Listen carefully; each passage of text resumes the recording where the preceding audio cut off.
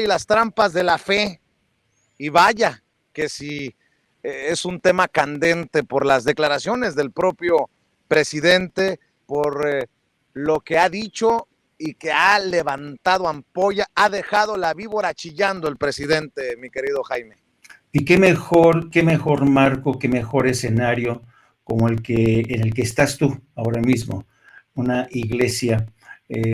una institución de la religión, supongo que católica, ahora mismo en San Antonio, Texas. Mira, yo creo que el acto de esta mañana fue muy interesante en la mañanera porque, para empezar, la reportera del diario Reforma le preguntó al presidente si acaso su gobierno está al tanto o conoce las amenazas contra sacerdotes de la Iglesia Católica, los supuestos cobros por derecho de piso, y de alguna manera, porque esto es una campaña en la que se ha embarcado el diario Reforma, intentan presentarlo como un presidente que es poco sensible al crimen primero de los dos sacerdotes jesuitas, y básicamente consideran que los sacerdotes jesuitas y los sacerdotes en general están realmente abandonados a su suerte por el gobierno de Andrés Manuel López Obrador, y el crimen organizado pues hace lo que se le pega la gana. Esto tiene que ver con el asesinato de estos dos sacerdotes jesuitas y la participación de José Noriel Portillo, conocido como el Chueco, que no es la primera vez que asesina. Hay acusaciones que desde el gobierno de César Duarte,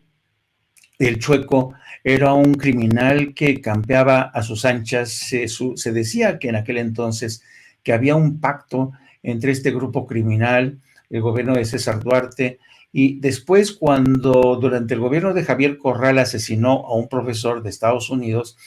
el gobierno de Javier Corral fue incapaz de atraparlo, porque el argumento de Javier Corral es que la Sierra Tarahumara está lleno de cuevas y es un terreno prácticamente impracticable, ¿no? Entonces, el Chueco ha sobrevivido a una extraño, digamos, transición de poderes, a César Duarte, Javier Corral, y ahora en Chihuahua, y además se dice que también, en cierta medida, este personaje, José Noriel Portillo, se convirtió en una suerte de figura que beneficiaba a ciertos sectores de las comunidades. ¿Te acuerdas de la época en que se hablaba de las narcolimosnas, todo esto, no? Bueno, entonces, esta campaña que ha iniciado periódicos como el Reforma tiene como fin presentar a Andrés Manuel López Obrador como un enemigo de las iglesias, de los sacerdotes, que los tiene prácticamente abandonados a su suerte. Y si a eso le sumas esta trampa que le ha puesto el señor Alarraqui al decir que López Obrador lo ataca, le dice Hitler, y la reacción de muchos en la comunidad judía que dice, pero ¿cómo puede decirle Hitler a Alarraqui? ¿Cómo puede ser? A eso yo le llamo las trampas de la fe religiosa, que han perseguido a la izquierda durante mucho tiempo. No es un secreto, querido Vicente, que la extrema derecha y la derecha en México siempre han utilizado a la religión como un instrumento ideológico, ¿no? Lo mismo para ocultar los pecados de la iglesia, como para utilizar a la iglesia para azuzar a gobiernos de izquierda, para presentarlos como el de Andrés Manuel López Obrador. Entonces, es evidente que la iglesia y las religiones han sido utilizadas siempre por la derecha y la extrema derecha para tratar de serrucharle el piso a los gobiernos, en este caso como el de centro izquierda de López Obrador, y por eso yo le llamo las trampas de la fe. ¿Te acuerdas cuando la época del PAN y el PRI, la suerte de los pederastas, anduvieron campeando y no pasaba nada, la iglesia se quedaba callada con estos escándalos y el gobierno también, y en este caso ahora pretenden poner al presidente Andrés Manuel López Obrador contra instituciones, contra sacerdotes. Ha habido sacerdotes que han acusado al presidente por seguir una estrategia que se basa en la famosa leyenda de abrazos y no balazos. En fin, esta es una nueva estrategia que están utilizando periódicos como Reforma, como El Universal, para presentar al presidente como un ser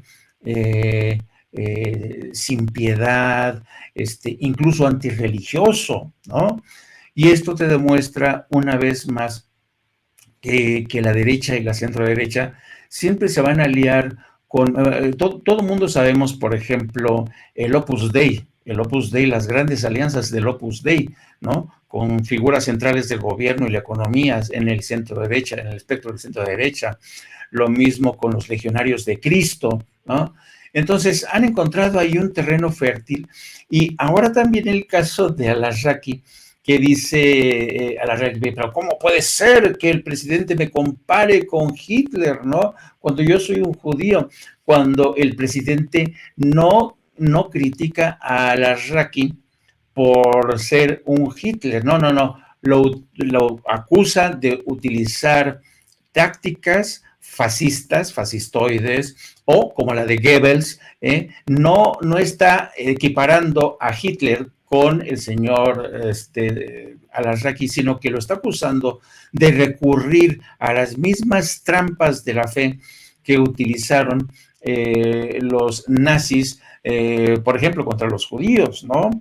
Señalarles por ser judíos. ¿Te acuerdas? Cuando me acuerdo que se proclaman las leyes de Nuremberg, que eran unas leyes tremendas, que si tenías abuelos en tercera generación, ya estabas condenado, no podías hacer funcionario público, no podías nada, eras un cero a la izquierda, se te anulaba como ser humano.